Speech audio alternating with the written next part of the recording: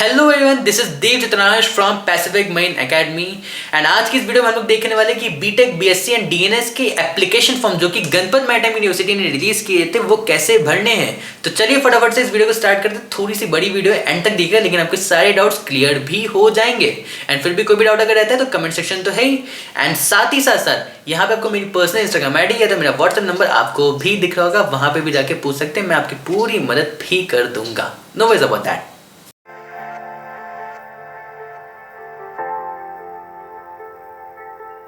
Portal ऐसे कुछ खुलेगा।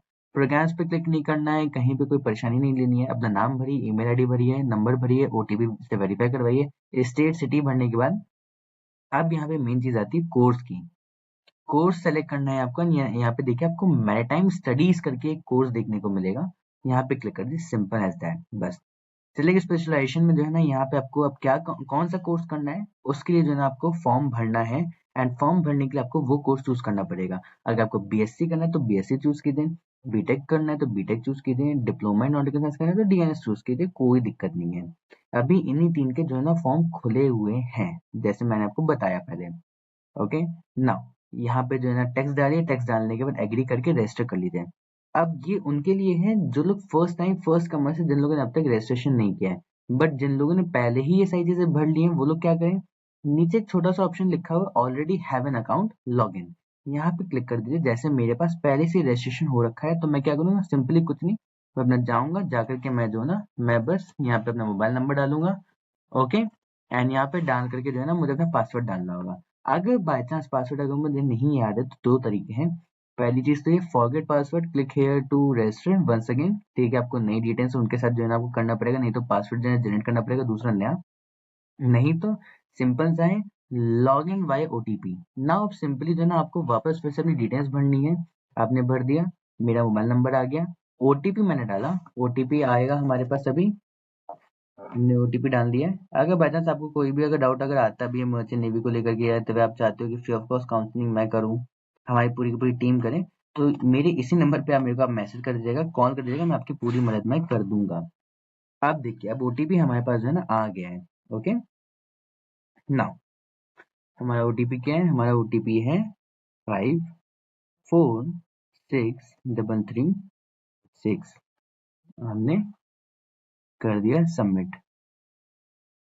नाउ सबमिट करने के बाद सारी चीजें हो जाने के बाद अब यहाँ पे हमारे सामने ऐसा पोर्टल खुल के मिलेगा।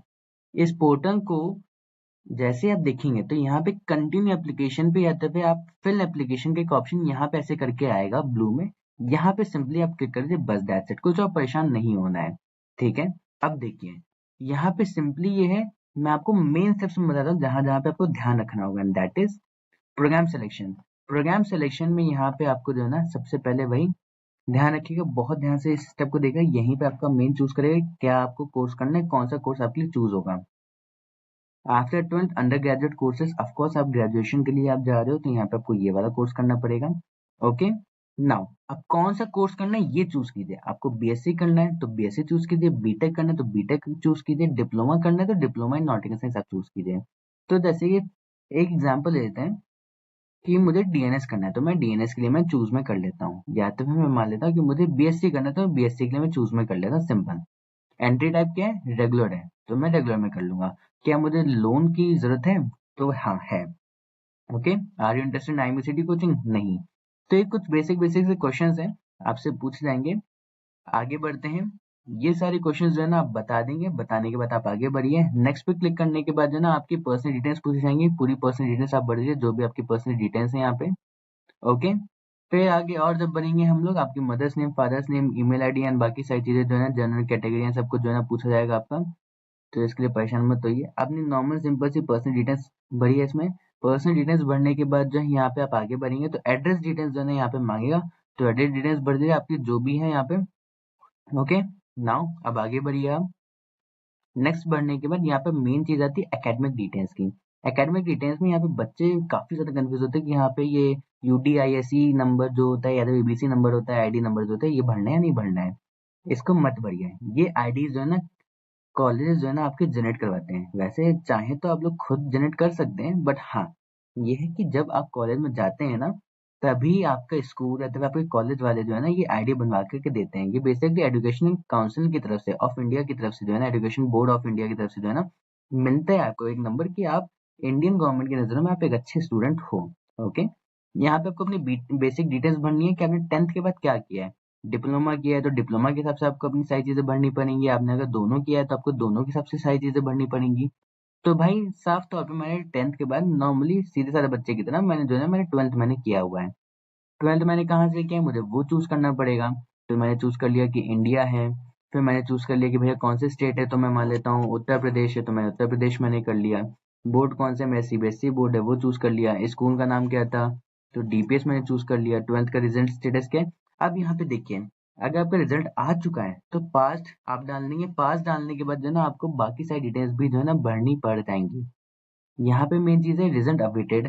तो अगर आप एग्जामिनेशन अगर आप दे रहे हो तो रिजल्ट अवेटेड जो है ना आप डाल दिए, दैट्स इट। लेकिन अगर आपने पास डाला तो इसका मतलब आपको मार्क्स बताने पड़ेंगे। अगर रिजल्ट अवेटेड है या तो आप इम्प्रूवमेंट वाले हो तो आप रिजल्ट अवेटेड पे क्लिक करिए। यहाँ पे सीट नंबर डालना होगा, सेलेक्ट करनी पड़ेगी stream and mode of study करना पड़ेगा। बाकी सारी डिटेल्स भरने के बाद फिर आपको सिंपली मेक पेमेंट पे करना पड़ेगा। आप ध्यान रखिएगा, मेक पेमेंट तब तक नहीं होगा जब तक जो है ना आप अपनी बाकी के बच्चों को डिटेल्स जो है ना नहीं भर देंगे। ऐसे रेड बॉक्स जो है ना दिखा ही देगा ये। हम मान लेते हैं कि ये हमारा कोई एनरोलमेंट नंबर है, मान लेते हैं स्ट्रीम हम लोग जो है ना साइंस पीसीएम है। ऑफ कोर्स पीसीएमबी वाले बच्चे भी भर सकते हैं, इस चीज को ध्यान रखिएगा। साइंस वाले बच्चे, पीसीबी वाले बच्चे नहीं भर सकते हैं ऑफ कोर्स, ठीक है। यहाँ पे ऑप्शन दिया बट भर नहीं सकते हैं। मंथ ऑफ ईयर पासिंग अप्रैल मान लेते हैं, ठीक है। ये फुल टाइम हमने किया था, यस फुल टाइम हमने किया था। मार्किंग स्कीम क्या थी, वो सारी चीजें तो अभी इसमें है नहीं। 12th का परसेंटेज, मीडियम क्या था हमारा, इंग्लिश हिंदी क्या था, वो सब हमें भरना पड़ेगा। अब सिंपली जो है ना आगे बढ़ते हैं मेक पेमेंट पे। मेक पेमेंट पे जैसे ही आप जाएंगे तो मेक पेमेंट पे आपको देखने को मिल जाएगा कि यहाँ पे जो है ना यहाँ पे आपकी सारी चीजें जो है ना दिख रही है। अब देखिए, अब हम लोग यहाँ पे आ गए हैं। यहाँ पे सारी चीजें हो जाने के बाद अब हमारे पास जो है ना मेक पेमेंट का ऑप्शन दिख रहा है। एंड मेक पेमेंट के ऑप्शन में क्या है, सब टोटल फीस, यानी कि हमें जो बेस फीस है वो हमें 350 रुपीज है। पेमेंट हैंडलिंग चार्जेस हमारे 20 रुपीज है। टैक्सेस 3 रुपए के समथिंग लगे। सो सब टोटल वोटल मिला के हमारे जो है ना 373 जो है ना रुपीज लग रहे हैं। यहाँ पे आपको मेक पेमेंट पे जाना है। मेक पेमेंट पे जैसे आप क्लिक करेंगे, कुछ और नहीं करना है, आपके सामने पूरा पेमेंट गेटवे जो है ना रेजर पे का अच्छे से बढ़िया से जो है ना खुल के आ जाएगा आपके सामने, ठीक है। अब आप यूपीआई आईडी करिए, कैश के थ्रू कीजिए, क्यूआर कोड पे आप करिए, वो आपके ऊपर डिपेंड करता है। सिंपल एज दैट, ठीक है। यहाँ पे आप पेमेंट करोगे। मान लेते कि आपने पेमेंट कर दिया, तो मान लेते कि आपने पूरा पेमेंट कर दिया। पेमेंट करने के बाद जो है ना सिंपली यहाँ पे आपसे जो है अपलोड एंड डिक्लेरेशन फॉर्म मांगेगा, जिसमें क्या करना है, जिसमें आपको अपने जो भी डिटेल्स आपने अब तक दी थी, आधार कार्ड दिया था डिटेल्स में, पर्सनल डिटेल्स में, एंड जो भी आपने अपनी मार्कशीट जो बताई थी, मार्क्सिट जो बताए थे आपने, आपने पासवर्ड बताया था, जो भी था आपसे जो है ना वो सारे डॉक्यूमेंट्स, 10th के डॉक्यूमेंट्स या जो भी डॉक्यूमेंट्स हैं, वो सारे डॉक्यूमेंट्स को जो है ना पीडीएफ फॉर्मेट में, नहीं तो फोटोज के फॉर्मेट में जो है ना आपसे पूछ सकता है, ठीक है। बेसिकली पीडीएफ के फॉर्मेट में ही एक्सेप्ट करते हैं। तो पीडीएफ आपसे मांगेगा एंड आपको जो है ना वही करके देना पड़ेगा। जैसे आप इसको आप कंप्लीट कर दोगे, सिंपल पूरा फॉर्म भर गया, आपको कुछ भी करने की जरूरत नहीं है। तो ये था पूरा एक छोटा सा प्रोसेस जिसके थ्रू जो है ना आप पूरा का पूरा फॉर्म भर सकते हैं। दोस्तों कि आप लोगों की सारी चीजें क्लियर हो गई होंगी एंड फॉर्म कैसे भरना ये भी समझ में आ गया हो। बट फिर भी कोई भी डाउट अगर है तो आप जानते हैं, नीचे आपको कमेंट सेक्शन में जाके टाइप करना है, पूछना है। Hit the like button over this video. Yes, you can ask your queries and give the good views about this video also. Also इस वीडियो को ताकि सबके साथ शेयर कीजिएगा, subscribe to this channel and hit that notification bell.